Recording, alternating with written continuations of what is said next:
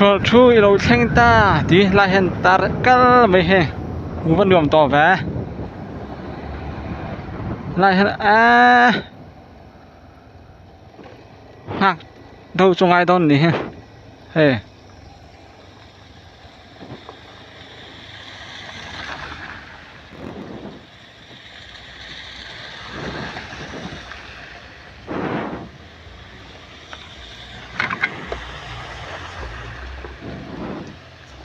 là bạ phê gì nữa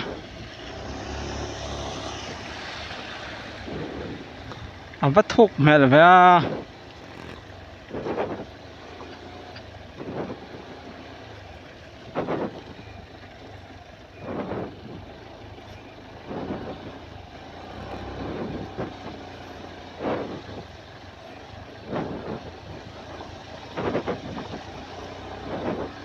thuốc mẹ là khóc mày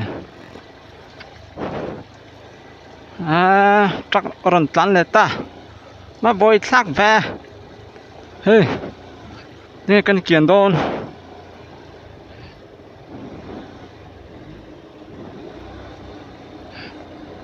chúng nằm trong กียนngay ta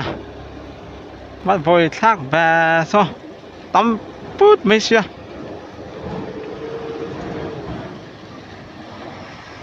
กียนchiếm đồ về phát chu nằm trong กียนđấyนี่เราso cái กียนđấy lắm là hey lại hiện mình tu ru lại này về thôi thôi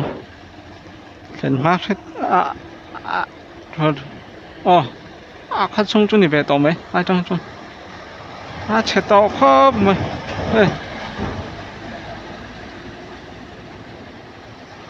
chết tàu rầm rầm về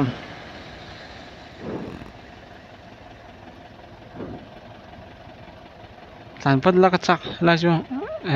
đang đến mình đang thì không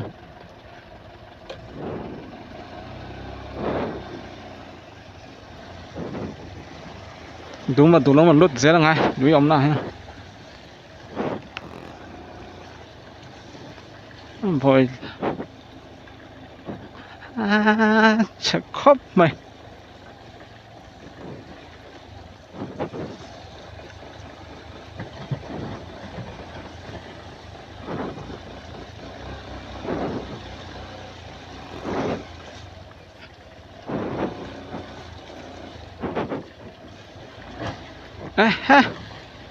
rít chót mày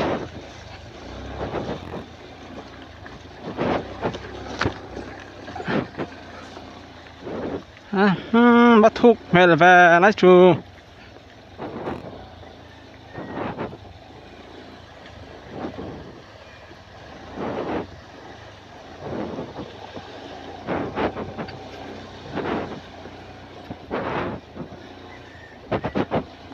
thuốc ছেলে tục mà rap thang về chuyên mô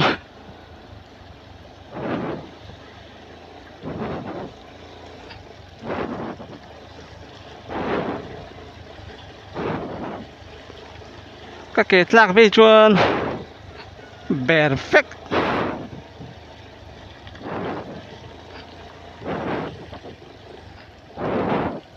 số là thật tiếng lẽ put mày mình lồng hắc lẽ putฉันปาดlại vào bắt tô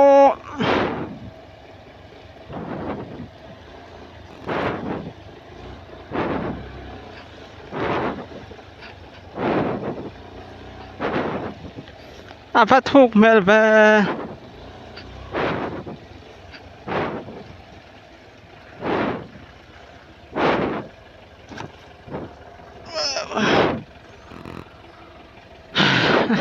thác húp mày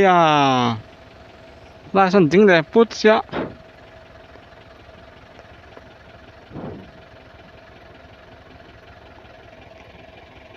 chiếm mình nữa hey lại bè tắc này phải làm po cần là hay là ngày năm rồi hay bè chia tắm nó tục ha sẽ biến nở về sẽ chọn tốt nhất này về chọn còn không phải chọn đang lõm về lại sẽ là bôi thác vềมันหมอบอกสีโอ้เฮ้ยร้อนจันทร์เลยอะไรก็มาชัดๆนั่นที่ตั้งให้เราเชื่อทุนนี่ก็ดูแลงฮะละก็คงเชื่อนั่นไรเป็นวัดละก็ดูสิมันละเฮ้ต่ำรถตัวกันห้องลำห้องลำห้องซอเฮ้เวลาเขาส่งออกฟังดิ้งจุบไหมหลานจันไปเลยโดนนะสลายสัตว์ทุกไม่ละครบไม่อะ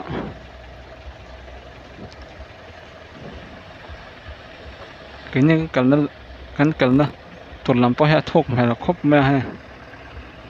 nên cả thể đó ném hey anh ta bè phát con này cô tí cho ngài năm rồi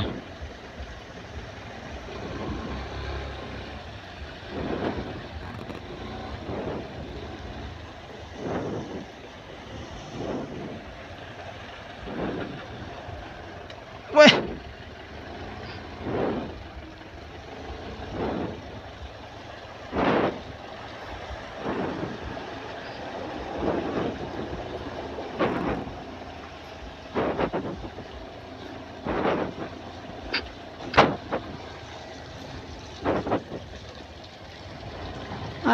bè tắc này ngài năm rồi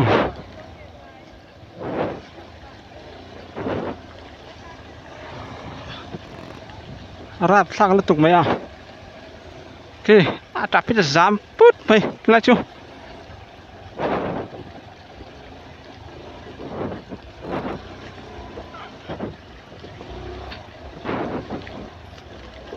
ya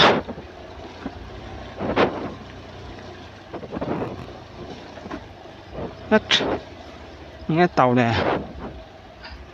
hey chuột thưa có xong à tapi dám lát mày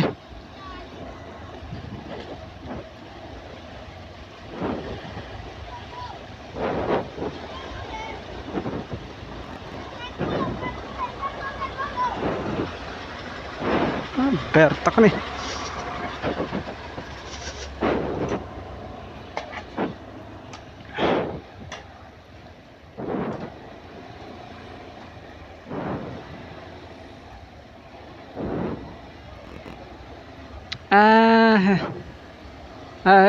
chọn láng lộ mấy thế à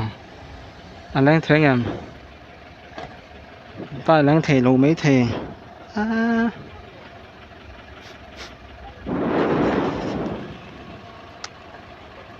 rồi thu cái chung ạ bây giờ giảm lát mấy này em tao cho chung ạ bằng part chứ đá này kia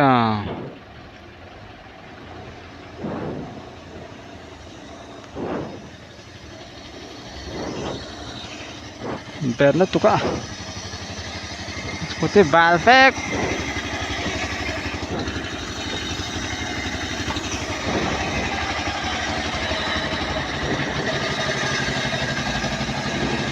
phải giảm phút mấy này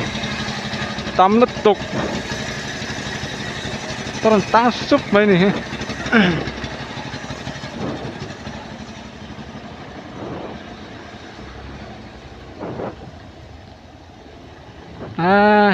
petrol nggak sih sebenarnya full nggak ya full halte bungura nampang teh full halte pahen tang dua mai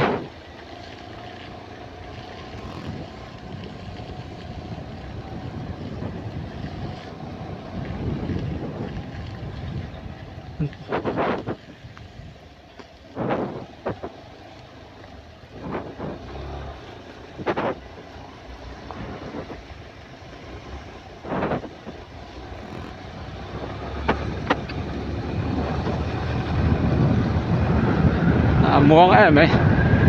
thì hắn tán bắt bắt anh mày